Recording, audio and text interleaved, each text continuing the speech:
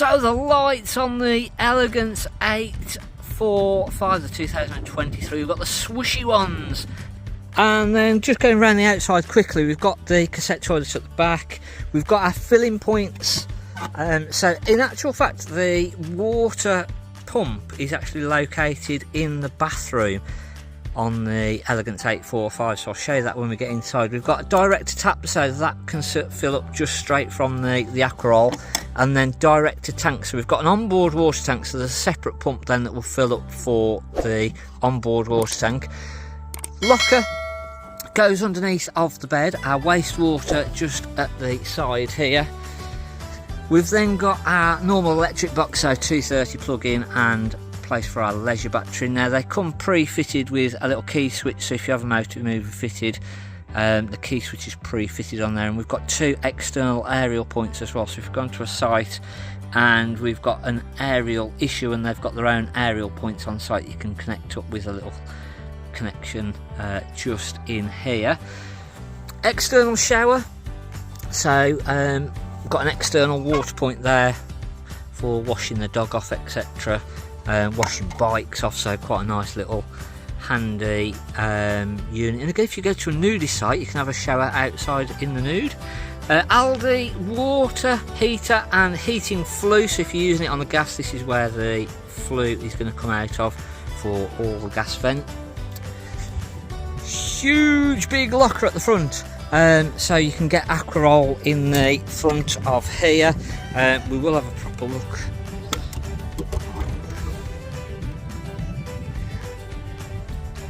So you can see we've got loads of stuff in here at the minute. We've got the bits for the awning. We're going away in this van, so it's full at the moment. Aquarol, so plenty of room for the Aquarol in the front, loads of other bits and pieces. Gas points, it comes with the Truma Duo control, so you can put two gas bottles on and then switch that over. We've just got the one gas bottle, and then still a little bit of extra storage space just at the side as well, so a nice big storage locker. I think I already mentioned we've got the Alco ATC with 13-pin electrics. Nice looking front, really nice looking van, and again the graphics on the outside are lovely as well, so really nice looking van. External barbecue point, again our locker going underneath of our front seats, and again that's huge. It's full to the rafters at the minute, and we've got a lot of stuff in there. So we've got some cooking utensils at the front, and then a load of bits and bobs for storage at the other side there. So nice big locker, lots of storage. External 230-volt socket, so we can have our power then straight outside, and then we've got another aerial point, so if we wanted a TV outside in the awning, we've got a 12-volt socket and a TV aerial point as well. And obviously, as I said, we've got our 230 there as well, so if we wanted to power that. Our big fridge vents on that side, and then again a really nice looking van. Nice alloy wheels, spare wheel underneath of the van, and then coming inside, as I say, we are full of junk at the minute, unfortunately. We'll put some lights on. So important thing is our fire angel, our smoke, carbon monoxide and smoke alarm. So going to put new batteries in these ready to go away, and then they'll be fitted. Power controls above the door, so our standard Swift touchscreen control panel.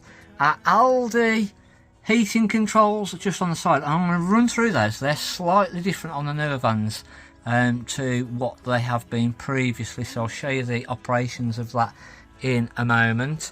Lovely lockers, really nice lighting all the way around, and again we've got this lovely sort of leather. I don't think it is quite leather, but it's I don't know how to explain it. but really nice, really nice. Underneath here we've got our control panel, so all of our normal switches.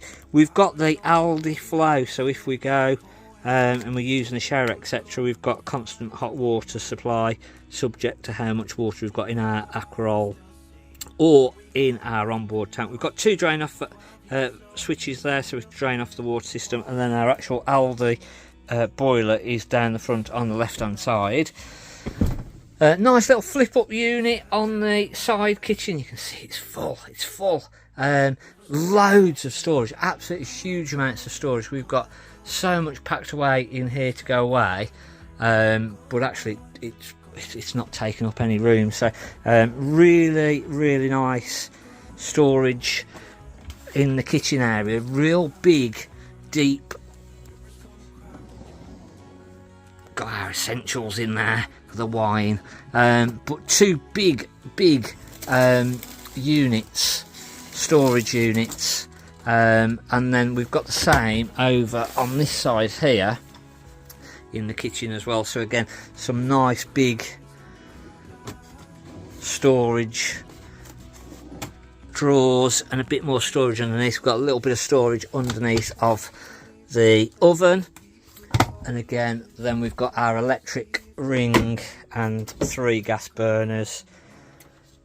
Little extractor fan with a light underneath, and then that'll use or do the extraction through that unit as well. So a nice little unit on there. Microwave, so it's a newer microwave, so we've not got a plate in there. It's the sort of plate that you just sit things onto, so you can put bigger bowls etc into there. You're not going to worry about having the room for it to spin round and move etc. So most of the new manufacturers are using this microwave now, which is very, very good. Lots of sunroofs all the way through. The rear sunroof over the bed, so that's electric, so I'll show you that in a minute. Little drinks cabinet, so we've not filled that up for travelling, and then big fridge, lots of sort of storage in the freezer and in the actual fridge unit as well. You can see absolutely jam-packed going away. More storage up above. We've got a little coffee machine in there as well, so we've got solar controller, and then the bits for the TV aerial in there. And then coming into the bedroom area, really nice. Really nice big sort of amounts of storage, and I really like the design. I think the design on the new wardrobe doors etc are absolutely lovely. Aldi fluid on the side in the wardrobe, and again we've got our little lights in the wardrobe as well, and that's the same over on the other side. We can put a TV bracket onto the wall in the bedroom if we wanted, so there is space to be able to put a TV bracket, and then we've got some sockets there. We've got 2 speakers that run through the radio system, and then our Aldi central heating pipe work, and then loads of storage underneath the bed. Now you'll see this hasn't really got anything in, and the reason that I tend not to fill the underbed storage in is that because we're a little bit further behind the axle, the more weight that you put underneath, even though it's twin axle, the more weight that you put underneath this bed, the worse that we're going to find that it's actually going to tow. So I like to sort of pack everything up the front and into the middle area, and then a bit of bedding isn't so bad in the middle section, but I try to keep all my weight, even as on a twin axle, over the axle and to the front, and you're just going to get a lot better tow. Our waste for our onboard tank just goes through the floor, or it's at the overflow, sorry, and we've got our drain offs on the system there for the onboard tank. That will run and fill up from the top port on the outside, so the pump with the actual electric connections, and that'll pump the water into the onboard water tank, and then we can see that. And again, that's never been used, still brand new. I don't think we're going to use that while we're away. Onto the bathroom area, so we've got the Aldi towel rail in the bathroom, our nice toilet, lovely. I really like the sink and design in the bathroom area. I think they've done it lovely. And again, the shower, more like a proper sort of fitted out shower room like you'd have at home. A really good usable shower. Now, I'd mentioned that the water pump is in the back, so they've actually fitted the water pump at the back on these, so that means that when you're using the shower you've got a lot better pressure straight at the back. So not used it myself yet, but obviously we're gonna over the next few days, so hopefully when we do another video we'll let you know how that goes. Our changeover, so if we're using our internal tank or our external aqua supply, so we put our taps in the direction of what we want those, subject to what we're using. So nice and easy to get to, just in the back there, and still loads of storage. And then we've got another storage locker at the side here as well. Easy access to the pipework for the shower, control the pipework. So really nice. Got an extractor fan in the bathroom as well, and then as I said, we've got our sunroof in the bedroom area that is electric. So we've got a little switch just at the side of the bed, and that will sort of put our roof light up and down on the bedroom one. Again, loads of storage. I really like the colour scheme and the design of this. We've got our self-build, and sort of we should have been, my deadline was for this holiday for using the self-build camper horse lorry, and I failed. Haven't sort of, the horse area is pretty much done, the 90% of the outside is pretty much done, but we've just been so busy with one thing and another that I've not really touched it for about 2 weeks now. So I think if I'd have had 2 weeks to get the work done, I think would have been somewhere near. I think it would have been usable. I don't think it'd been finished, but I think it would have been usable. So, but I failed miserably. We have got USB sockets in the bedroom. We've got USB sockets in the lights in the bedroom, and that's both the same either side of the bed. We've got our light switches to sort of put our lights on and off around the bed. And then the little switch here, I've not 100% double checked it, but I'm pretty sure that we can set up 2 heating zones, a bit like the Bessie cars. So when we turn this on, this will activate the sensor in the bathroom, in the bedroom area. So we can set a temperature for the bedroom area, and we can set a temperature for the living area. And I'll show you that in a second on the Aldi central heating and hot water. I'll show you the controls on that, of how that works.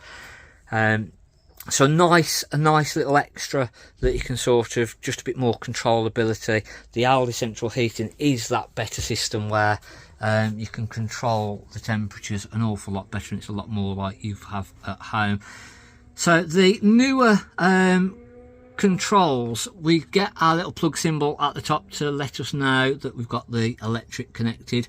Energy, so we can then, on here, we can check or select whether we're using our gas, our electric. So we've got either electric off, electric 1 kilowatt, electric 2 kilowatts, or electric 3 kilowatts. So we can set that to what we want.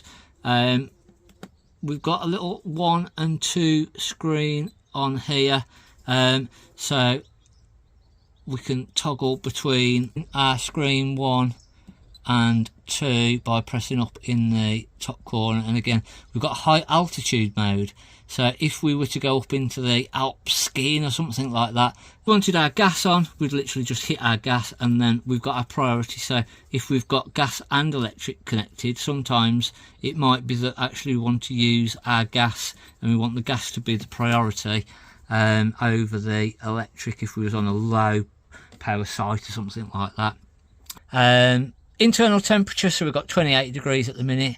and then we can set up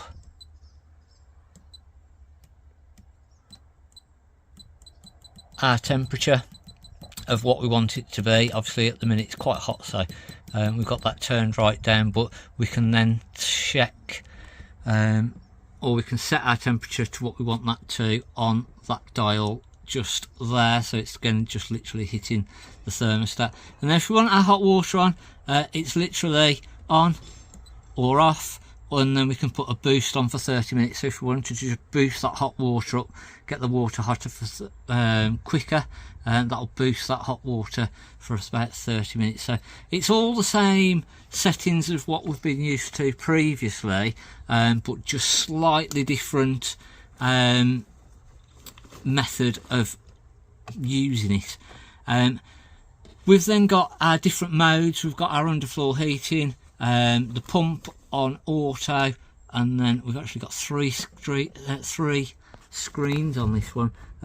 So we can, if we feel that the sensor isn't reading the temperature correctly, we can calibrate the sensors, and then we've got our service information, our system configuration, and then we can reset the complete setting more on the actual service side of it. If we were sort of had a problem, we needed to reset the system. So a little bit more controls than a standard, but not hugely different, to be fair.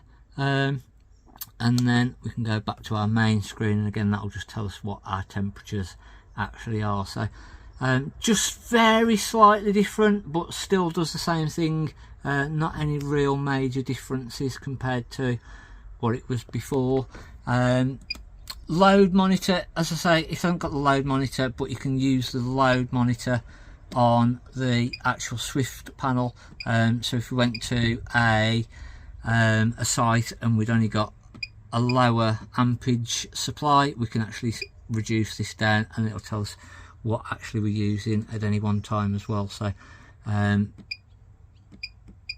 quite nice to have, and it's using it as I say through that unit instead of the load monitor on the Aldi. Alarm system, so again it's got the alarm, and again you can activate the tracker unit with these as well. That'll make a bit of a difference on your insurance. Nice big storage at the front, so again lots of storage on our front lockers. A little pull out table that then pops back up at the very front, so just gives us a bit more space. We've got a wireless charging port with a USB socket there as well, and then our lights at the front, again they've got USB sockets in there for charging and powering different things. So fully fitted out. Plenty of sockets too in the kitchen area. There's two at the side of the door. We've got more just USB sockets just hidden underneath of our cushions at the side there, and we've got a power point just over on the side here as well. So plenty of power points, which is sometimes a bit of an issue. We don't get that many power points throughout the caravan, and loads, I say absolutely loads of storage. So I've just been running through, setting up the fridge, running the fridge through, getting the gas through the system, lighting the gas up, making sure everything's all working, running the water system again, so just pressurising the water system, looking out for any leaks on the waste pipes or anything like that, and then leaving the system full of pressure. Just make sure that water pump's not kicking in and out, that it'd indicate that we've got a water leak. And then just generally sort of checking lights and different things as we go through the van, just make sure it's all usable for us and we're not going to have any issues as we go away. So hopefully it's ended up being a fairly in-depth go through this Swift Elegance 845, and going through all the different sort of storage. I'll show you that wardrobe there. I never showed you that wardrobe. Again, plenty of storage. Got a few clothes in there as well. and then we've got another little locker just in here with the mirror, and then there's a little switch here that'll put the lights on, and we've actually got a 230 volt socket in there, so you can sit at the end of the bed, you can have your hair dryer on, so a nice little point there as well. And then in the bottom there's a separate transformer for a shaver, because in the bathroom, I forgot to show you that, there's a shaver socket, so for your charger for your shaver, so that's just in the bathroom, and then so that just runs through that transformer in the actual wardrobe, so you don't have to do anything, literally just plug your shaver charger in. More storage in the little locker just there as well, so they've thought of everything. Really well thought out, as I say. Even just literally putting that mirror and the lights in the wardrobe with that mirror there, and the power socket for doing your hair, etc. I need to do mine, you can see that, yeah. So not got to that point just yet, but yeah, nice, well thought out van. Lots and lots of storage. We've got this thing full. We have got a lot in here, but actually it doesn't really feel like we have got a lot in here. Again, the fridge has got so much space in there that that's full, but it's still got room for more if you wanted. So a great layout, a great van, a great storage. And then, as I say, we will do a bit of an update and just let you know how it actually goes and how everything works. Did it work out? Did the layout work for us? Pretty much already know that this isn't the greatest layout for us, to be honest with you, but we haven't used this type of layout for a while, so we'll see. It might surprise us sometimes when you start using a van, that you sort of think, oh, it's not quite the right layout for us. That it can surprise you. I think we even caught last time on the Eccles 850 where it was like, oh, it's not quite working for this reason or for that reason. I don't think you ever get a van that sort of ticks all of the boxes, to be fair, so it's just trying to find something that works the best for you. I would say absolutely awesome 2-berth layout, but because we've got the little one, probably not the best layout for us, but as a 2-berth layout, it's absolute pure luxury, and a really well thought out and designed van. So we will let you know in the next video. Hopefully you've enjoyed our sort of run through, look at, and getting prepared for going away on this. We've checked all the tyre pressures as well, so that's something else. We've checked all the lights already. We'll do that again just before we go, and then there's a few sort of little checks that will just make sure everything is all positioned and located and nothing's going to be able to move around and cause any damage as we actually travel. So but yeah, hopefully you've enjoyed our little update and video on this Swift Elegance 845. We'll let you know how it goes, and we'll see you on the next video. Thanks for watching. I'm Mark at the Caravan Place.